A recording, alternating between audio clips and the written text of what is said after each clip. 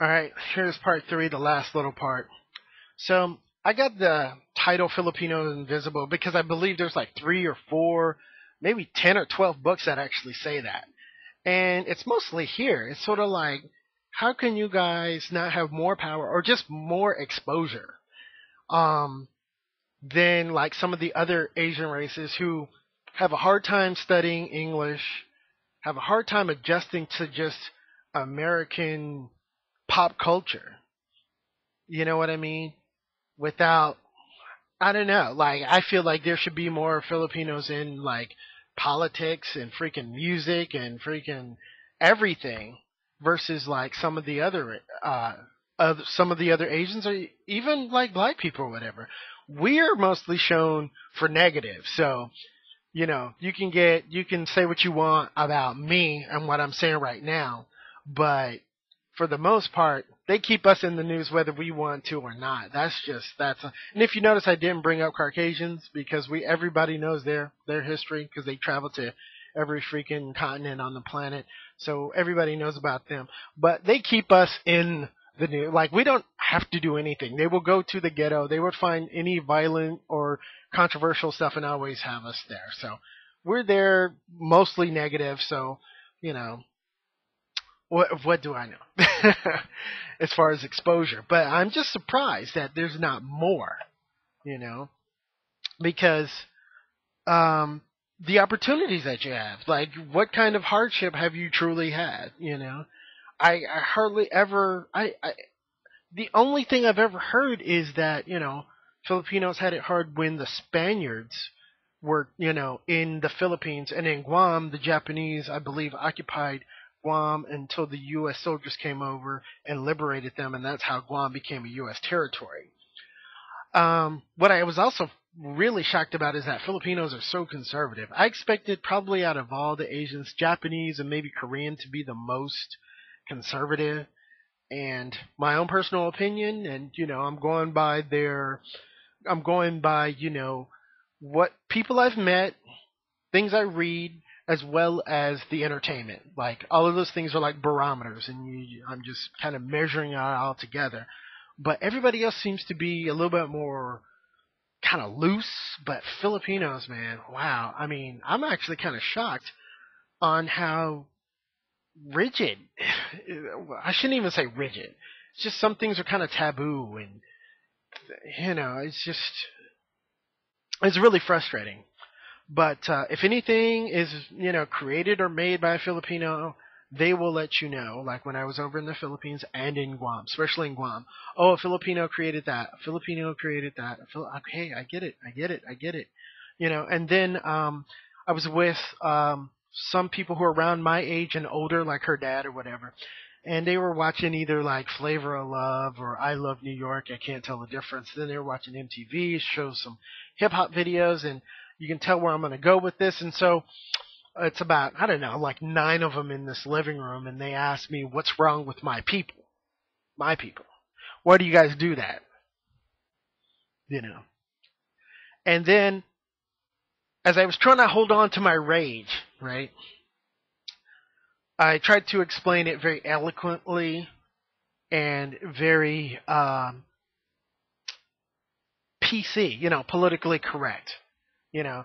But as I was talking, they just kind of like drowned me out. They started coming up with their own theories on how African Americans can get their act together and do things that are better versus what they're doing now.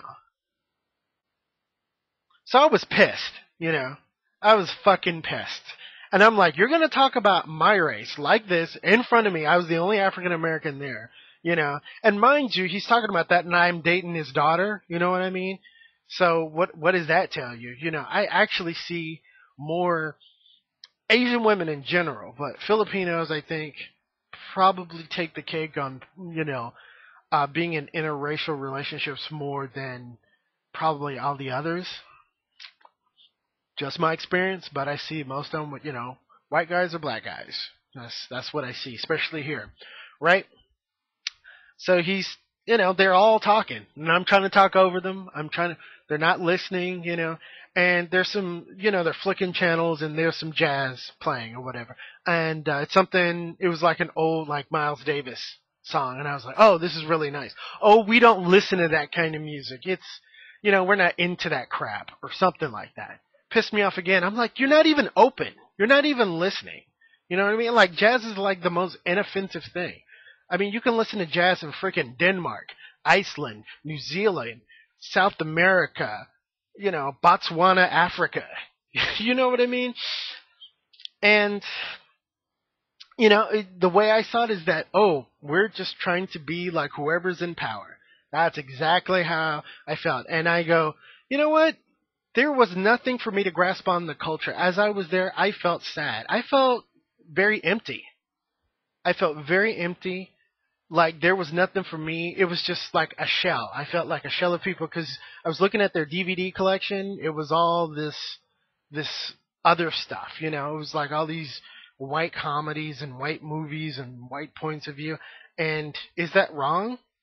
Probably not, but it does, if it's all that one thing, and maybe one black movie or one Asian movie, and I do mean Asian as in Chinese, Japanese, Korean, Thai, whatever, or, one Hispanic, there's no international thing there too. Some of my friends here, the younger ones, yes, who are here, who meet different races, yes, they're way, way much more open. To a degree. Like I said, it's getting better. But while I was there, man, how are you going to talk about, me? And then they start talking about, the other races too, of course. Mentioned about Hispanics and things like that, about how they can't learn English and things like that. My best friend happens to be, Mexican and that sort of thing when I used to live in Texas. So I was getting pissed about that, Like I said, it could be, some other, race, but I can only go by. You're talking about all this other shit, right? Or they are.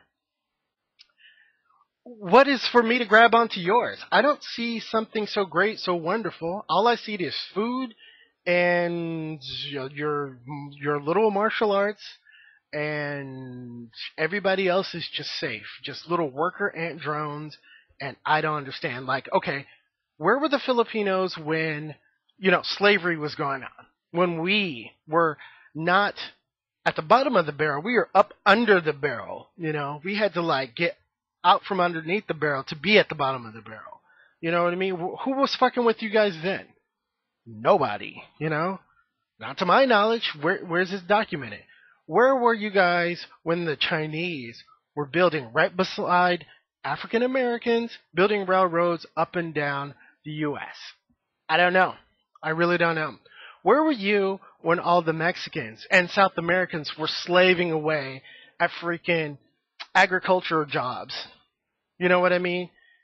Getting shitted on by the man or whatever. Where were you guys there? Were you beside them? Probably some. But who took up their cause? They did. You know what I mean? All these different, and that's just three. Where were you when the Japanese were in the internment camps? I think you just sit back and just wait for everybody else to do something and to benefit. I'm really frustrated, because of that experience.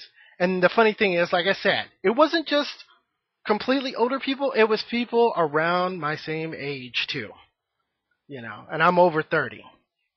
So it was really shocking. And so after that experience, I really don't see what to learn about Filipino culture. I know about all the other ones, and I know about, Caucasian ones, but, my girl, I might as well be dating a white girl, because I couldn't see any difference. I really can't, Slight. But, that's pretty much it. I'm done.